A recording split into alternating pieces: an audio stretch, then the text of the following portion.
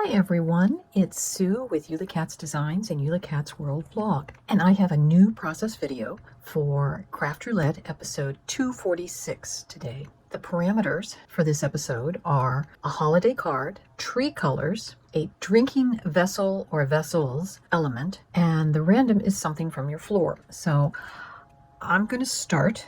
I've got my card base already covered. This was a purchased craft paper A2 size card, so that's 4 1/4 across and 5 1/2 down. And I just found these papers in my stash. I have no idea where I got them, but they were 12 by 12 sheets, and they're just glued onto my card base. And I am going to be using some Karen Berniston dies. The first one is the flower pot pop-up, and I'm going to be using that to make a pop-up cup or mug of cocoa. I'm going to be using the handle from the tea and coffee pop-up because that's the right size. And then I'm also going to be using the largest 2 circle dies from the circle crosshatch set. And those are what I'm going to use to create the mug of cocoa. So from the flower pot set, I've cut 2 of the side panels. And what you'll see is inside I've cut the decorator dies because I want the inside to look like it's hot cocoa. So what I need to do is we're going to put glue on our tab, and we will line up these edges. And if you do it flat, then you know you've got the proper alignment if all your sides are lined up. And we will just set that aside to dry. And in the meantime, we're going to be setting up our grid that will hold things in place in the center. So you cut, the die cuts this piece and this piece, and they all have smiley faces on their tabs. And the key thing is, as you line them up, you want to keep all the smiley faces smiling. So they're smiles, not frowns.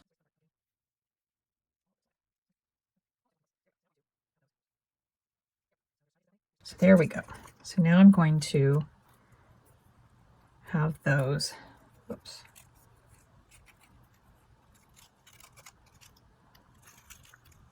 There we go.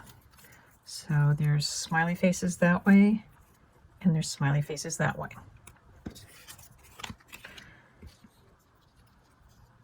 And now I need to put in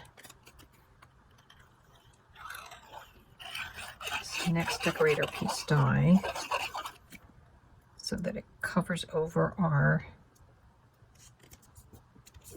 piece.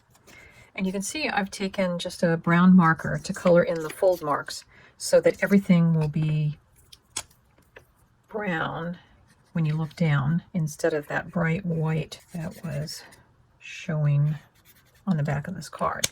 But we will leave a white lip on the card. So I want to attach just this edge of the decorator die so that when we go to install it, it will already be in place.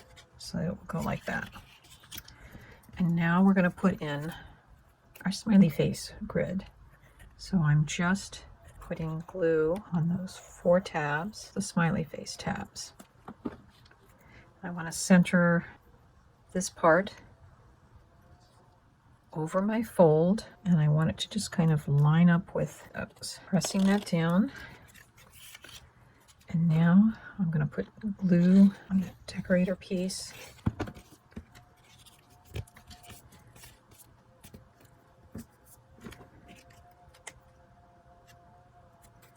And of course, the one thing I forgot to do was put glue on these tabs.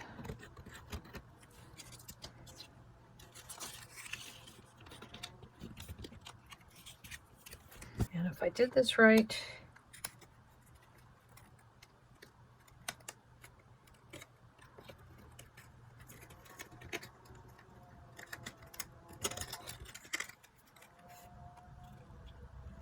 should be. There we go. Trick is letting the grid find its own folds rather than folding them ahead of time. Now I do want to cut a brown piece because we're going to put it on a white saucer. So I need to cut a brown piece cardstock. And the way I'm going to do that,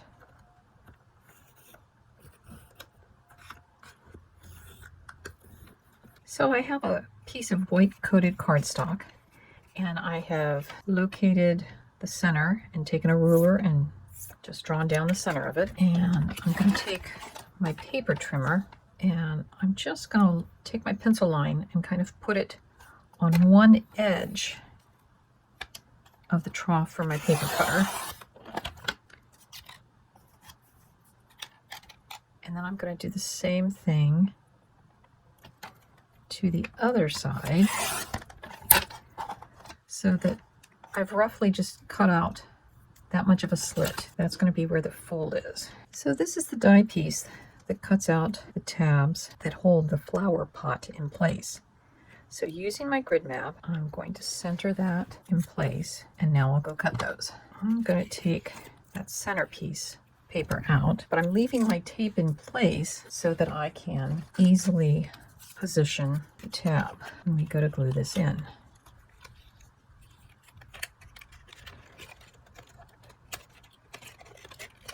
So those two pieces are going to be like that. I need to color in the backs of these so that they won't show up as white squares at the bottom. Do that in place. And then the other thing that I'm going to do is I'm actually going to cut down just the center of that so that when that's in there, it will make that fold not so bulky. So my next thing is to glue this piece in place.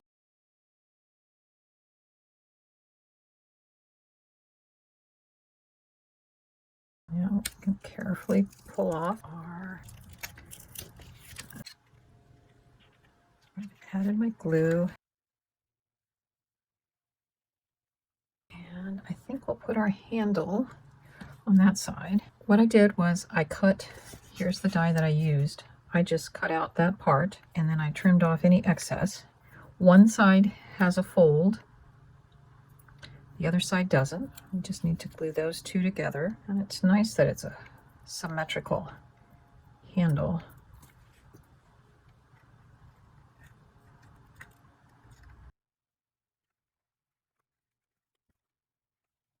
For my inside sentiments, I'm using from the Winter Hug stamp set, the Keep Warm and Drink Hot Cocoa, and I've put it on the smallest of the fancy labels from the Rectangles and Labels crosshatch set. So there you can see what that looks like. I'm getting out the things that I'm going to use to decorate with. I cut 3 white marshmallows, a candy cane, and then I also cut out from some decorative paper some little holly pieces that I'm going to glue on the outside of our cup or mug. I'm going to put the holly pieces on first. And I could have done this before the mug was installed. Part of it is I just wanted to see how they'd look. So we have our little mug decorations, and I've pulled some cotton balls. Because this has to fold flat, I'm thinking this can be both steam and maybe some whipped cream, but by being soft and thin, it's not going to add too much bulk. And I'm just kind of putting it on the sides that face the front.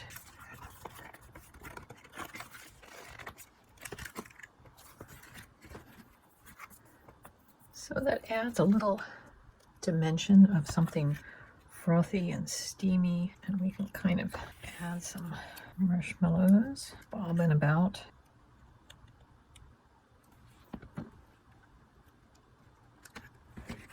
Hopefully that's not going to stick out. Good, it's not going to.